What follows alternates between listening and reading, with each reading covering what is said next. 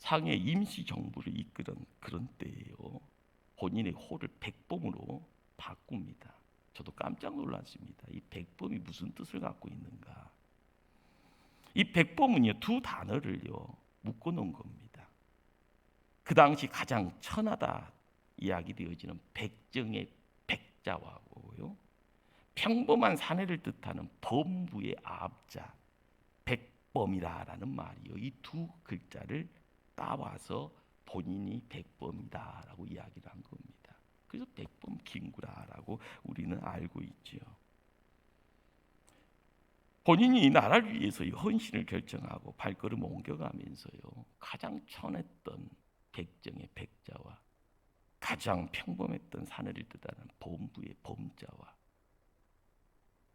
그 두 단어를요 마음속에 새기면서 뚜벅뚜벅 걸어나가는 그 자리에 나라를 일지에서 살리겠다는 열망으로 가득 찼던 겁니다.